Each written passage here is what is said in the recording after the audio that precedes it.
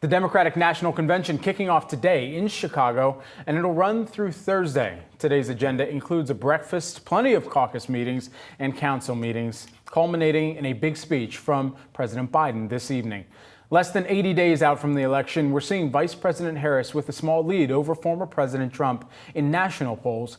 Here with more on what we can expect from the DNC, we have Yahoo Finance senior columnist Rick Newman. Rick, all right, what should we be listening for over the course of this week, and what's the potential kind of climax moment that could happen? That's a great question. And in terms of that climax moment, I think what a lot of political analysts are wondering is, I mean, there's typically this thing called the convention bounce because you get all this primetime coverage. Usually you go up in the polls by a couple of points after the convention. It's possible that given that Kamala Harris has come up in the polls so much already, and you just showed that in many polls she's now leading Donald Trump, some people think maybe the convention bounce has already happened.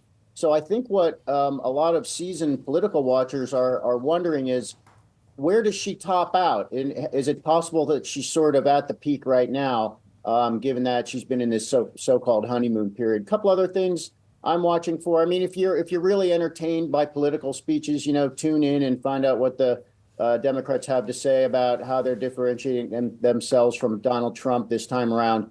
One big thing to keep an eye on is these protests over the Israeli war in Gaza.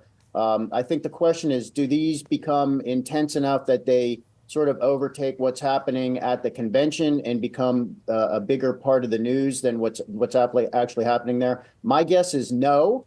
I don't think they're going to be that intense. One of the reasons is a lot of the protests from last year, they happen on college campuses, and this is not a college campus. Plus, colleges are not in session for the most part right now. So there's that. And then you've got this very interesting juxtaposition between Joe Biden and Kamala Harris. Joe Biden will be speaking tonight, 3 days before Kamala Harris speaks. And it's almost like, I mean, today is going to be tribute to Joe Biden Day, everything he accomplished, probably a lot of speeches praising him. But it's almost like they want to put Joe Biden right at the beginning and then get him out of the way, and create some distance before Kamala Harris comes on. And that could be deliberate, because one of the things she clearly needs to do is differentiate herself from Biden and get credit for the things Biden that went okay under Biden, but make sure she doesn't get the blame for things that have happened under Biden that voters don't like, and that's mainly inflation. So that's what I'm looking for. And of course, we're going to hear Kamala Harris talk on Thursday night and see. It's going to be a little bit of a coming out for her first big primetime speech. And Rick, more specifically for our audience, I guess, how much of the focus do you think is going to be on the economy, is going to be on inflation, just given what we saw from the economic agenda that Harris's camp put out on Friday, and then also the fact that it is a critical issue here for voters this election? I think there's not going to be that much focus on the economy, because this is not if you're focusing on wee details of policy proposals, you're kind of not, that's really not what the convention is for. The convention is to create good vibes, make it about your personalities.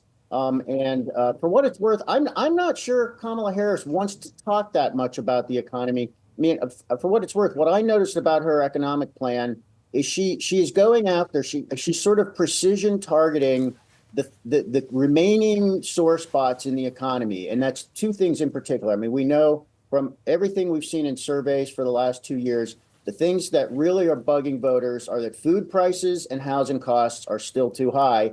And lo and behold, her economic plan targets exactly those two things.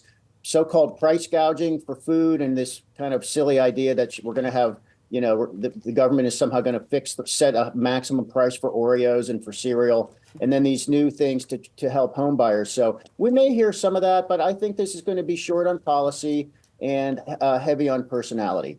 All right. We'll see if we have any retired WWE wrestlers that show up as well. Probably not. Probably not. That's too weird. That's too weird for the Democrats. Rick, thanks so much.